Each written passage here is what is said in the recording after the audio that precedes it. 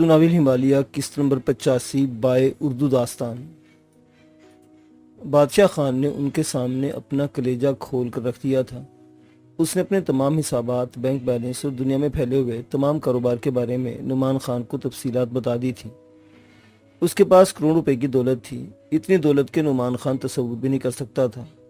اس نے تمام کاغذات نعمان خان کے سامنے ڈال دیے اور بھاری لہجے میں بولا، یہ سب کچھ تمہارا ہے میرے بچوں، صرف تمہارا۔ میں نے نہ جانے کیا کیا جتن کر کے یہ کاروبار پھیلائے ہیں۔ تم کیا سمجھتے ہو میری اپنی ذات کے لیے اس میں کیا ہے؟ میں بلا شبہ اچھی صحت کا مالک ہوں، لیکن بالآخر عمر کا یہ سفر ایک دن ختم ہو جانا ہے۔ اس کے بعد یہ سب کچھ میرے کس کام کا؟ لیکن اس کے باوجود میں چاہتا ہوں کہ یہ سب اسی طرح رہے۔ بادشاہ خان کو ایک بین الاقوامی شہرت حاصل ہے، اور اب جب کہ تم غلط فہمیوں کے عمیق سمندر سے نکل آئے ہو تو بادشاہ خان بڑے غرور و فخر کے ساتھ اعلان کرتا ہے کہ اس کی تمام دولت، تمام اثاثے اور اس کے تمام مفادات تمہارے لیے ہیں۔ اگر تم چاہو تو انہیں باقاعدہ تمہارے نام منتقل کر دوں، مجھے اس میں کوئی اعتراض نہیں ہے۔ میں نے کمایا ہی تمہارے لیے ہے۔ اس دولت کو دیکھنے کے بعد نعمان خان تمہارے ذہن میں تصور ختم ہو جانا چاہیے کہ تم کلاش یا ضرورت مند انسان ہو۔ تم اور تمہارے تمام بھائی ساری زندگی عیش و عشرت سے بسر کر سکتے ہیں، لیکن نعمان خان زندگی میں دولت ہی سب کچھ نہیں ہوتی۔ انسان کا اپنا ایک وجود بھی ہے۔ اگر تم اس دولت کو خرچ کرنے بیٹھ جاؤ، شاید تمہارے اور تمہارے بھائیوں کی تمام زندگی کے لیے کافی ہو، لیکن اس کے بعد تم اپنے آپ کو زندہ نہیں کہہ سکتے۔ بادشاہ خان کا بھی یہ اصول رہا ہے کہ تم لوگ مجھ سے ناراض ہو گئے تھے۔ ساری دنیا میں تمہاری کے لیے تلاش کی کوشش شروع کر دی۔ تمہیں ہر طرح میں تمہیں تلاش کرنے کی فکر میں تھا۔ میرا مقصد یہ نہیں تھا کہ میں تمہیں حاصل کر کے اپنی تحویل میں لے لوں، بلکہ میں صرف تمہارا تحفظ چاہتا تھا۔ مرحوم ڈاکٹر بریٹو نے مجھے اس کی اطلاع دی تو میرا دل مسرت سے اچھل پڑا تھا۔ میں جانتا تھا کہ بیٹے ایک نہ ایک دن یہ غلط فہمی تمہارے ذہنوں سے نکل جائے گی اور تم اپنے بابا خان کے پاس واپس آ جاؤ گے، اور اسی لیے میری جدوجہد میں کوئی فرق نہیں آیا۔ نعمان خان، میں جو کچھ کر رہا ہوں اور جو کرنا چاہتا ہوں وہ تمہاری نسلوں کے لیے کافی ہے۔ ان پہاڑوں میں ہماری عظمت کے چراغ روشن رہنے چاہیے۔ وقتی طور پر ہم ادھر ادھر پھر رہے ہیں، لیکن ایک وقت ایسا آئے گا ہم انہی پہاڑوں میں فروکش ہو جائیں گے۔ پھر ہمارا خاندان پہاڑوں پر حکمران خاندان کہلائے گا، سمجھے تم؟ اور اس کے بعد ہماری کئی نسلیں ان علاقوں پر حکمران رہیں گی۔ میرا منصوبہ ہے، اس سے تم اندازہ لگا لیا ہوگا کہ نعمان خان کہ تم عام قسم کے مجرم یا اسمگلر نہیں ہو، بلکہ تمہارا مرتبہ تو بہت بلند ہے۔ میں نے جو کچھ کیا ہے اس میں میرے مد نظر یہی بات تھی کہ میں اپنے کمائے ہوئے شہرت کے اثاثے تمہارے سپرد کر کے گوشہ نشین ہو جاؤں گا۔ بہرطور وقت کی لگام کسی کے ہاتھ میں نہیں ہوتی۔ جو کچھ جس طرح ہونا تھا اسی طرح ہوا۔ اس میں کوئی تبدیلی نہ میرے لیے ممکن تھی نہ تمہارے لیے۔ ہمیں غلط فہمیوں کا طویل صحرا عبور کرنا تھا اور بالآخر اپنی منزل پر پہنچ جانا تھا۔ سو یوں ہی ہوا۔ اب میں چاہتا ہوں کہ تم میرے مقصد کے لیے کام کرو۔ یہ تنظیم جس سے میں منسلک ہوں ایک بہت بڑے ملک کی تنظیم ہے۔ وہ ملک ہمارا پشت پناہ ہے، اور وہی ملک ہمارے لیے بہت کچھ کرنا چاہتا ہے۔ یہ بات بالکل اتفاقیہ ہے کہ گل خان تمہارے پاس پہنچا اور اس نے تمہیں اپنی غداری کی کہانی سنائی۔ ہاں نعمان خان، میں اسے غداری کی کہانی سناؤں گا، کیونکہ اس نے ساری زندگی اس تنظیم سے اپنے مفادات حاصل کیے ہیں اور اپنے خاندان کو بہتر زندگی فراہم کی ہے۔ اس کے بعد تنظیم کے مقاصد سے انحراف کرنا کسی طرح اس کے لیے مناسب نہیں تھا۔ تمہیں جو تکلیف پہنچی تنظیم سے نہیں بلکہ گل خان کے رویے سے پہنچی۔ تنظیم اس سلسلے میں ناواقف تھی۔ میں نے اس سلسلے میں اپنا پیغام نوٹ کرا دیا ہے۔ بہت جلد مجھ سے رابطہ قائم کیا جائے گا اور میں تمہارے بارے میں ان کو تفصیلات مہیا کر دوں گا، لیکن نعمان خان، میں چاہتا ہوں کہ تم ذہنی طور پر خود کو اس کے لیے تیار کرو۔ ہمارا یہ کاروبار جو ساری دنیا میں پھیلا ہوا ہے، ممکن ہے میں تمہیں اور تمہارے بھائیوں کو اس سلسلے میں ایک سروے کرنے بھیجوں، لیکن اتفاق کی بات یہ ہے کہ ہمارے سامنے بہت سے مسائل ایک ساتھ آ کھڑے ہوئے ہیں۔ اگر بہزاد سلامت کا بیٹا شیران بچ رہا اور کسی ایسے کونے میں روپوش ہو گیا جہاں ہم اسے تلاش کرنے میں ناکام رہے تو ہمارے سینوں پر ایک داغ رہے گا۔ اگر ہم ان سب کو ختم کر دیں جو ہمارے معاملات سے واقف ہیں، تب بھی ہمارے ضمیر پر ایک داغ رہے گا کہ ہم اپنی خاندانی روایتوں کو نبھا نہ سکے۔ میں شیران کی تلاش میں ہوں۔ بالآخر ایک نہ ایک دن وہ کوئی غلطی کر بیٹھے گا اور ہمارے جال میں پھنس جائے گا، لیکن میں چاہتا ہوں کہ اس دوران تم اپنے آپ کو ایک مکمل اور مضبوط چٹان کی مانند بنا لو، اور شیران کو تمہارے سامنے آ کر یہ احساس ہو جائے کہ انسان پہاڑ سے نہیں ٹکرا سکتا۔ جب اسے اپنی بے بسی کا احساس ہوگا تو وہ خود ہی مر جائے گا، اور پھر ہم اس کی لاش لے کر ترابزان پہنچیں گے۔ بابا خان، میں خود کو آپ کے حوالے کر چکا ہوں۔ آپ جس طرح بھی حکم دیں میں حاضر ہوں، نعمان خان نے کہا۔ تو ٹھیک ہے بیٹے، اب تم بالکل تندرست ہو چکے ہو۔ اگر تم چاہو تو ان سارے معاملات کو اپنے ہاتھ میں لے لو، اور اگر نہ چاہو تو تھوڑے دن آرام کرو، میں یہ سارے کام خود ہی کر لوں گا۔ بلکہ بہتر یہی کہ ابھی تک بینکاک اور اس کے اطراف میں سیر و تفریح کرو، اس دنیا کو دوسری نگاہ سے دیکھو۔ فی الحال تمہیں کوئی چھوٹا موٹا کام کرنے کی ضرورت نہیں۔ یہ بچی جو میرے دوست ڈاکٹر بریٹو کی ہے، یورپ واپس جانا چاہتی ہے، لیکن میری رائے ہے کہ اب اسے جانے نہ دو۔ میں بریٹو کا احسان بھی سر سے اتارنا چاہتا ہوں۔ میں اس بچی کو اپنے ساتھ ایک مقام دینا چاہتا ہوں، اور مجھے یہ احساس ہے کہ یہ تمہیں بھی پسند ہے۔ نعمان خان نے گردن جھکا دی تھی۔ بہر صورت ان الفاظ کے ساتھ میں تمہیں بتا چکا ہوں کہ تمہیں کیا کرنا ہے۔ بابا خان، شیران کا معاملہ اگر آپ میرے اوپر چھوڑ دو تو زیادہ مناسب نہ ہوگا۔ مجھے کوئی اعتراض نہیں بیٹے، لیکن وہ ایک خطرناک انسان ہے۔ ہمیں حقیقتوں کا اعتراف کرنے سے گریز نہیں کرنا چاہیے۔ اس پر کوئی اوچھا وار مت کرنا۔ جب بھی کوئی پروگرام بناؤ، اپنے اس بوڑھے تایا کو اس میں شامل کر لینا، تاکہ تجربہ تمہارا رہنما رہے۔ یہ الفاظ کہتے مجھے بعض اوقات بڑی شرمندگی محسوس ہوتی ہے، لیکن میں اس کی پرواہ نہیں کرتا کہ شرمندہ میں اپنے بچوں کے سامنے ہوں۔ تم سمجھ گئے ہوگے کہ میں شیران کے بچ نکلنے کی جانب اشارہ کر رہا ہوں۔ جو گزر چکی بابا خان، ہم اسے دہرانا نہیں چاہتے، نعمان خان نے کہا۔ بہت بہت شکریہ میرے بیٹے، تم نے خلوص دل سے مجھے معاف کر دیا ہے۔ میرے لیے اس سے بڑی خوشی کی کوئی بات نہیں ہو سکتی۔ بوڑھا خان چلا گیا، لیکن نعمان خان کو بادشاہ خان کی اس تبدیلی پر بڑی حیرت تھی۔ بادشاہ خان کہاں پہاڑوں کا شہنشاہ، ہر طرف آگ و خون کی زبان میں گفتگو کرتا تھا۔ دنیا میں شاید ہی کسی کے سامنے اس سے نرم لہجے میں بات کی ہو، لیکن اس کے اندر بڑی تبدیلیاں پیدا ہو گئی تھی۔ ان بچوں کے سامنے اب وہ بجھا بجھا نظر آتا تھا۔ نعمان خان کو خود بھی شرمندگی ہونے لگی تھی۔ اس نے دل میں سوچا کہ بادشاہ خان نو اب کبھی شکایت کا موقع نہیں دے گا۔ آئیوی ابھی تک یہی مقیم تھی۔ اس کی زندگی دکھ بن کر رہ گئی تھی۔ بہر صورت نعمان کے سامنے اب کوئی نیا مشن نہیں تھا، اس لیے اس نے آئیوی کے دلجوئی کا فیصلہ کر لیا، اسے ساتھ لیا اور سیر و تفریح کے لیے نکل کھڑا ہوا۔ بینکاک کی حسین سڑکیں، گلیاں اور بازار اس کے سامنے تھے۔ مغموم آئیوی کو ہر طرح سے بہلانے کی کوشش کر رہا تھا۔ وہ دن رات سیر و تفریح کے پروگرام بناتا رہتا، گو اس پروگرام میں اس کے بھائی شریک نہیں ہوتے تھے، کیونکہ ان کے اپنے مشاغل مختلف تھے اور بڑے بھائی کا احترام وہ باپ ہی کی طرح کرتے تھے۔ نعمان خان خود بھی آئیوی کے ساتھ ان سے ذرا دور دور رہنا چاہتا تھا۔ اس شام بھی وہ بینکاک کے نوا میں ایک خوبصورت علاقے میں سیر کے لائے ہوئے تھے۔ آئیوی ابھی تک اپنے ذہن سے باپ کی موت کا غم نہ جھٹک پائی تھی۔ اس کی آنکھوں میں افسردگی کی لہریں رقصہ رہتی تھی۔ نعمان خان اسے بہلانے کے لیے ممکن کوشش کرتا رہتا تھا، لیکن ابھی تک آئیوی کے انداز میں وہ کوئی خاص تبدیلی یا مقام پیدا نہیں کر سکا تھا۔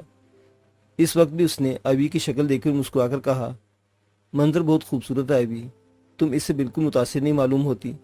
آئیوی نے نگاہیں اٹھا کر نعمان خان کی طرف دیکھا اور پھر اس کی آنکھوں سے آنسو چھلک پڑے۔ نعمان خان، میرے لیے اب اس دنیا میں کوئی دلکشی نہیں رہی، میں اپنا سب کچھ کھو چکی ہوں۔ نعمان خان، کیا تم میرے اوپر ایک احسان کرو گے؟ کیسا احسان آئیوی؟ نعمان خان، مجھے یورپ واپس پہنچا دو۔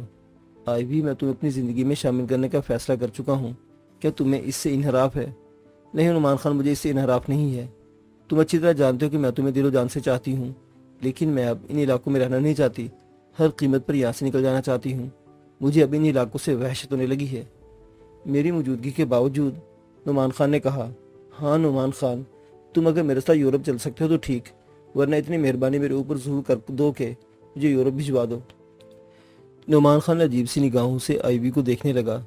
پٹھان آدمی تھا، بلا شبہ آئیوی کا ایثار اسے متاثر کر چکا تھا، لیکن طویل عرصے کے بعد بادشاہ خان سے ملا تھا، اور پھر وہ اپنی زندگی کے بارے میں یہ نہیں کہہ سکتا تھا کہ کل کیا ہوگا۔ آئیوی کو اس نے بلا شبہ ہمیشہ اپنے ساتھ رکھنے کا فیصلہ کیا تھا، لیکن اگر وہ نہیں چاہتی تھی تو نعمان خان اپنے مشن کو ترک نہیں کر سکتا تھا۔ شیران اس کے دل میں ایک کانٹے کی طرح پیوست تھا۔ جب تک وہ اس کانٹے کو نہ نکال پھینکتا، سکون کے لمحات نہیں گزار سکتا تھا۔ اس نے سنجیدہ لہجے میں آئیوی سے کہا، آئیوی، تمہیں اپنی زندگی کے بارے میں فیصلہ کرنے کا پورا حق ہے، اور میں تم سے تمہارے اس حق کو چھیننا نہیں چاہتا، لیکن ابھی میری زندگی کا طویل سفر بھی باقی ہے۔ میں جس مقصد کے لیے اپنی زندگی وقف کر چکا ہوں، اس کے بعد ہی کسی دوسری طرف توجہ دے سکتا ہوں۔ اگر تم واپس جانا چاہتے ہو تو ٹھیک، مجھے کوئی اعتراض نہیں، میں تمہیں یورپ بھجوانے کا انتظام کر دوں گا۔ میرا خیال بابا خان میری بات سے اختلاف نہیں کریں گے۔ تمہارا بہت شکریہ نعمان خان، یورپ میں میرے اب بھی اتنے دوست ہیں کہ میں ان کے درمیان خود کو مطمئن کر سکتی ہوں۔ میں وہاں بیٹھ کر اپنے غم کا ماتم کروں گی۔ تمہاری مرضی آئیوی، میں کسی عورت کو اس بات پر مجبور نہیں کر سکتا کہ وہ میری ذات کے لیے اپنی ذات کو تج دے۔ نعمان خان نے جواب دیا اور پھر واپسی کے لیے تیار ہو گیا۔ آئی بھی خاموش تھی۔ وہ نعمان خان کی سنجیدگی کو محسوس کر رہی تھی، لیکن یہ حقیقت تھی کہ یہاں رہ کر لمحہ لمحہ اسے اپنا باپ یاد آتا تھا۔ یہاں کی فضاؤں میں اسے اپنے باپ کے خون کی بو رچی معلوم ہوتی تھی اور وہ راتوں کی نیند کھو چکی تھی۔ نعمان خان واپس چل پڑا۔ ایک بڑی لینڈ روور جس میں انہوں نے یہاں تک کا سفر کیا تھا اور اس نواحی علاقے کو عبور کرنے لگی جو خاصا سنسان تھا اور جس کے دونوں طرف پہاڑی ٹیلے بکھرے ہوئے تھے۔ پھر وہ ایک درے سے گزر رہے تھے کہ دفعتاً کچھ دھماکے سنائی دیے اور گاڑی اچھلنے لگی۔ ٹائر پنکچر ہو گیا تھا، لیکن یہ دھماکے ٹائر پنکچر سے نہیں پیدا ہوئے تھے، بلکہ گولیوں کی آواز نعمان خان نے صاف محسوس کر لی تھی۔ اس نے متوحش نگاہوں سے چاروں طرف دیکھا۔ ایک پہاڑی ٹیلے پر اسے 3 آدمی آتے ہوئے نظر آئے۔ ان کے ہاتھوں میں رائفلیں تھیں۔ شکل و صورت سے وہ غیر ملکی معلوم ہوتے تھے اور ان کے بڑھنے کا احساس ایسا ہی تھا کہ اگر وہ نعمان خان کے قریب پہنچ گئے تو یا تو اسے گرفتار کریں گے یا پھر قتل کرنے کی کوشش کریں گے۔ نعمان خان سنبھل گیا تھا۔ اس نے جوابی فائرنگ شروع کر دی تھی۔ ان لوگوں نے مورچے سنبھال لیے تھے اور پھر وہ نعمان خان پر گولیاں برسانے لگے۔ آئی وی لینڈ روور کی دوسری جانب سے نیچے اتر آئی تھی اور نعمان خان نے اسے گاڑی کے نیچے دھکیل دیا تھا۔ وہ خود گاڑی کی آڑ لیے فائرنگ کر رہا تھا۔ اب گاڑی کو آگے نہیں بڑھایا جا سکتا تھا کیونکہ اس کا ایک ٹائر پنکچر ہو گیا تھا۔ کافی دیر تک گولیوں کا تبادلہ ہوتا رہا اور پھر نعمان خان اس کا کوئی نتیجہ نہ پا کر اس جگہ چھوڑ دینے کے بارے میں سوچنے لگا۔ اس نے پوزیشن بدلی اور آہستہ آہستہ کھسکتا ہوا پہاڑی ٹیلے کی طرف چل پڑا۔ گاہے بگاہے وہ ہوائی فائرنگ بھی کر رہا تھا تاکہ وہ لوگ یہ نہ سمجھے کہ وہ پوزیشن تبدیل کر رہا ہے۔ بالآخر وہ ایک چٹان پر چڑھ گیا۔ اس چٹان پر چڑھ کر اس نے مورچے لیتے ہوئے آدمی کو دیکھ لیا تھا اور پھر اس کی پستول سے نکلی ہوئی 2 گولیاں کارگر ہوئی۔ 2 چیخیں فضا میں بلند ہوئی اور تیسرا آدمی وہاں سے نکل بھاگا تھا۔ تیسرے آدمی کے نکل بھاگنے کے بعد نعمان خان نے بڑی مشکل سے ٹائر بدلا۔ اس دوران اس نے آئی وی کو پستول دے کر مستعد کر دیا تھا، لیکن وہ تیسرا آدمی جو نعمان خان کو ہلاک کرنے کی فکر میں تھا واقعی فرار ہو گیا تھا۔ اب اس کا یہاں کوئی وجود نہیں تھا۔ نعمان خان نے تاثر بدل لیا۔ اس دوران کوئی واقعہ پیش نہیں آیا تھا، لیکن وہ حیران تھا کہ یہ گولیاں چلاتے ہوئے لوگ راستے میں اگر کہیں چیکنگ ہو جاتی تو نعمان خان بری طرح پھنس سکتا تھا، لیکن اس نے اس بات کی پرواہ نہیں کی۔ لاشوں کو اس نے سیٹوں کے نیچے درمیان میں ڈالا اور ان پر کچھ ایسے کپڑے ڈال دیے جو لینڈ روور میں موجود تھے اور اسے ڈھکنے کے کام آتے تھے۔ آئی متوحش نظر آ رہی تھی۔ اس کے چہرے پر بے پناہ خوف کے تاثرات تھے۔ پھر اس نے ذہنی انداز میں کہا، نعمان خان، میں آگ اور خون کی اس بارش میں زندہ نہیں رہ سکتی۔ خدا کے لیے میری زندگی بخش دو، مجھے یہاں سے واپس بھجوا دو۔ آئی وی، خود کو سنبھالو۔ میں تم سے وعدہ کر چکا ہوں کہ خان بابا سے کہہ کر تمہاری واپسی کا بندوبست کرا دوں گا۔ تم دیکھ چکی ہو کہ میں نے اس سلسلے میں کوئی کوشش نہیں کی۔ یہ وہی لوگ تھے جنہوں نے مجھے زخمی کیا تھا۔ آئی وی نے کوئی جواب نہیں دیا۔ نعمان خان کو یہ سفر بہت طویل محسوس ہوا۔ خاص طور سے راستے کا یہ تعین بھی کرنا پڑ رہا تھا۔ یہ بھی دیکھنا پڑ رہا تھا کہ کوئی اس کی طرف متوجہ نہ ہو جائے، لیکن کوئی حادثہ پیش نہیں آیا اور وہ اپنے رہائش گاہ پر پہنچ گیا۔ رہائش گاہ پر بادشاہ خان موجود تھا۔ آئی وی کو نیچے اتار کر اس کے کمرے میں پہنچانے کے بعد نعمان خان بادشاہ خان کے پاس پہنچ گیا۔ اس کی آنکھوں میں عجیب سے تاثرات تھے۔ بادشاہ خان کی خدمت میں سلام۔ اس نے کہا، او نعمان خان، کہاں سے آئے ہو؟ بادشاہ خان نے مسکراتی نگاہوں سے دیکھتے ہوئے کہا۔ نعمان خان کے چہرے پر عجیب سے تاثرات تھے۔ وہ بادشاہ خان کے سامنے بیٹھ گیا۔ خان بابا، آج پھر مجھ پر حملہ ہوا تھا۔ کیا؟ بادشاہ خان اچھل کر کھڑا ہو گیا۔ ہاں خان بابا، آج پھر مجھ پر حملہ ہوا تھا۔ اتفاق تھا کہ میری زندگی بچ گئی۔ آئی بھی میرے ساتھ تھی۔ میں نے ان میں سے 2 کو ٹھکانے لگا دیا تھا، باقی ایک فرار ہو گیا۔ مگر کون تھے وہ لوگ؟ خان بابا، اس تنظیم کے افراد، اس ملک کے لوگ جن کے آپ وفادار ہیں۔ نہیں، یہ ناممکن ہے۔ میں رپورٹ پیش کر چکا ہوں۔ اس کے باوجود خان بابا ایسا ہوا ہے۔ ممکن ہے تمہیں دھوکہ ہوا ہو، وہ کوئی اور ہوں۔ ممکن ہے وہ شیران کے آدمی ہو۔ شیران؟ نعمان خان کے لہجے میں عجیب سی غراہٹ تھی۔ شیران سے تو میں نمٹ لوں گا خان بابا، لیکن پہلے آپ کو اس سلسلے میں کوئی مناسب وقت کا تعین کرنا ہوگا۔ لیکن یہ یقین کیسے کیا جا سکتا ہے؟ نعمان خان، تم کیسے کہہ سکتے ہو کہ وہ اسی تنظیم کے افراد تھے؟ آئیے میں آپ کو ان کی لاشیں دکھاتا ہوں۔ کیا مطلب؟ ہاں، میں وہ لاشیں اپنے ساتھ لے آیا ہوں، نعمان خان نے کہا اور بادشاہ خان اٹھ کھڑا ہوا۔ لاشیں دیکھ کر بادشاہ خان کی پیشانی شکن آلود ہو گئی تھی۔